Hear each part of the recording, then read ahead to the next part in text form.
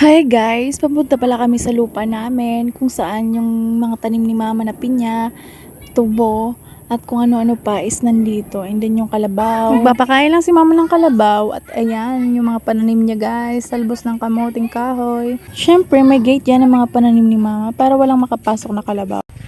Hello! Hi kalabaw! So, sinilip ko na pala guys, yung mga puno ng pinya. Maliliit pa sila guys, hindi pa sila pwedeng harvestin. So, ayan, sabi ni mama, next time na lang. Then, pag nagpunta ulit si papa sa Sorsogon is ipapadala na lang yung mga pinya. Nga pala, ang daming pili guys. Kumuha yung pinsan ko, umakyat siya. Sabi ko, kuya, pwede ba ako pakuha ng pili kasi gusto kong kumain. So, yan. Nga pala, yung pinsan ko, andyan pa siya sa puno guys.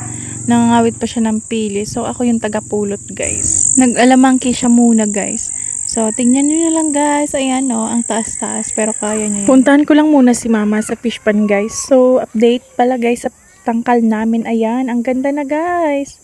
And yung mga isda, ang dami nila guys.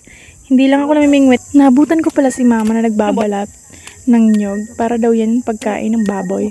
So, ay, pinulot ko na pala isa-isa yung pili kasi natatakam na ako. Gusto ko na siyang kainin, guys. Actually, pwede mo siyang kainin na hilaw, pwede din laga. Pang ulam. So, flex ko na siya, guys. Isang bagol siya. Hindi ko alam sa Tagalog kung anong bagol.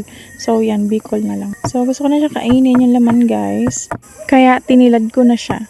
So, ayan, enjoy!